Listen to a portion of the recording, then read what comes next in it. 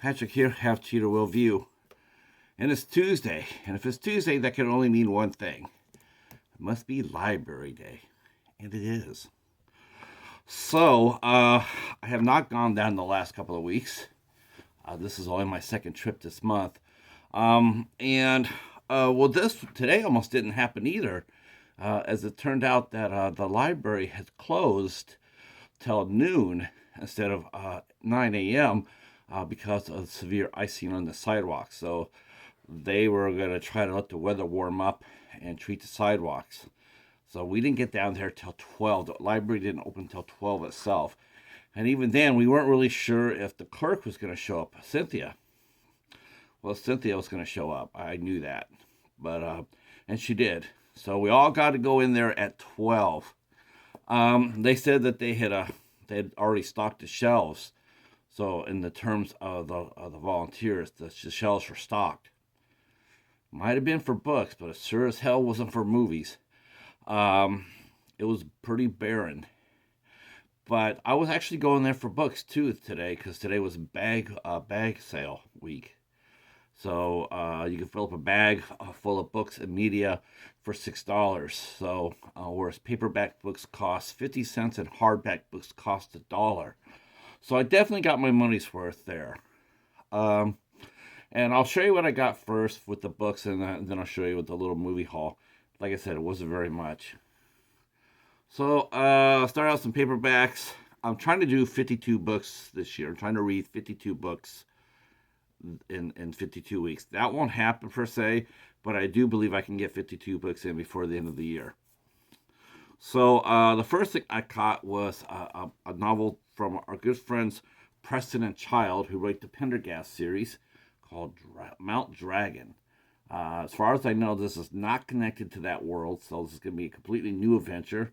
It looks really cool, to tell you the truth.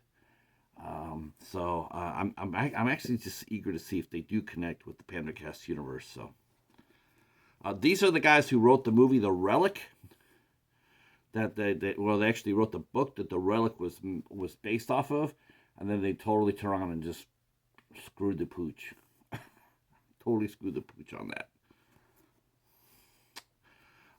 Next up, I picked up another Harlan Coben book. I've been reading a lot of his lately.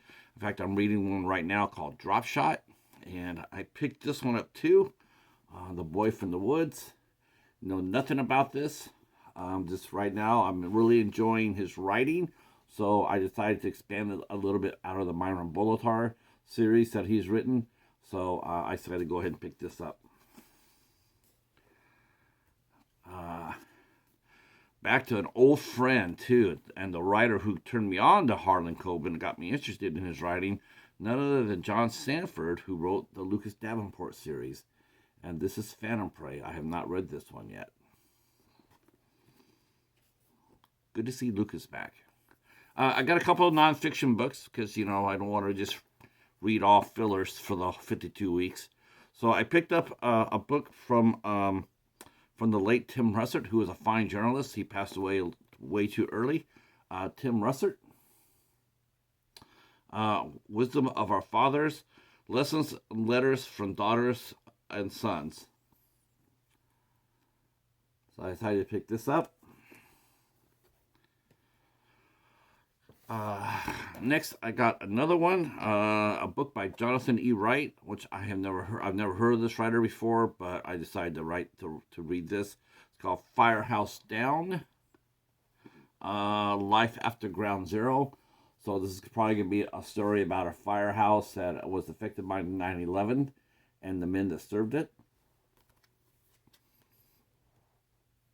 And I got one more paperback here.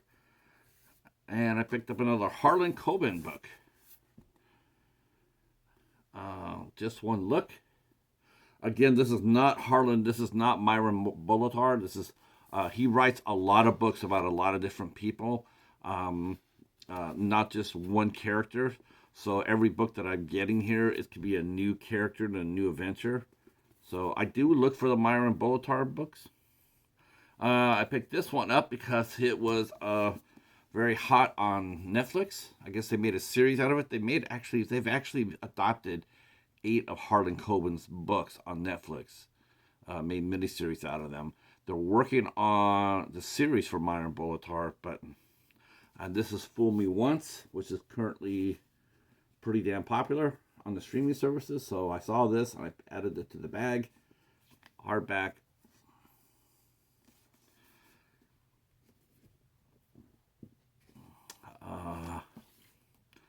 Now this one is a Myron Bolitar book called Long Lost.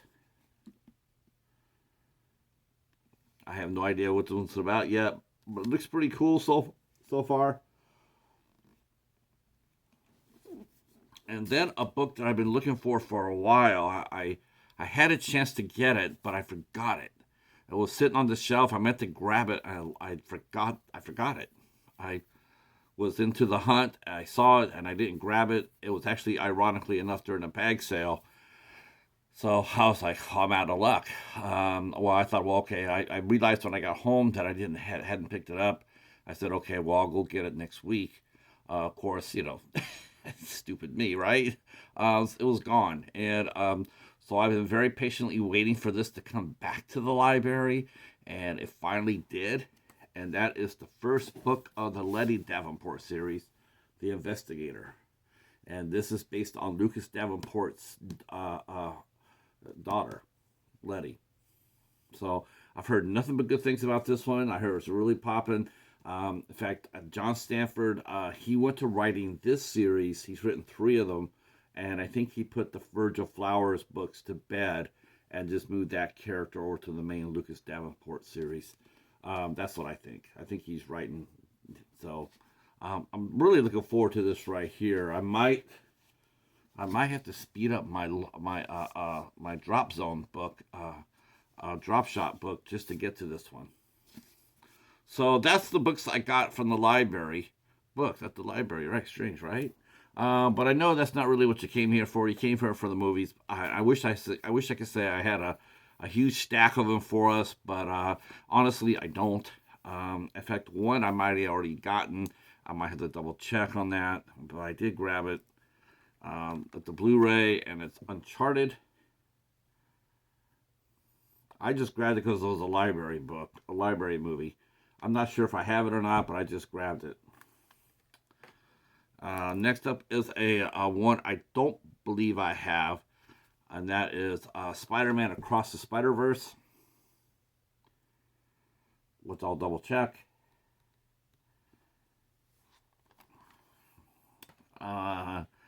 Next, I found a Factory Sealed. Most likely or not, probably a Dollar Tree. No, it wasn't a Dollar Tree movie. I was gonna say it was a Dollar Tree movie, but it wasn't. I don't know. Katie's calling me. I hope this goes through. And that is The Claim. The Claim. Good cast to it too. Milo Jovovich, Natasha Kinski, Sarah Polley, Peter Mullen, and one of my favorite actors, Wes Bentley. I know nothing about this one. And then the last one I want to show is the centerpiece. Well, actually, no, the Investigators is. This to be the centerpiece of my haul this week. This is the one I was most excited to see and to get. So, yeah, I'm really excited about that. I've heard nothing but good things about it. But the last movie I got, and I was glad to get it too, and that is The Last Voyage of the Demeter.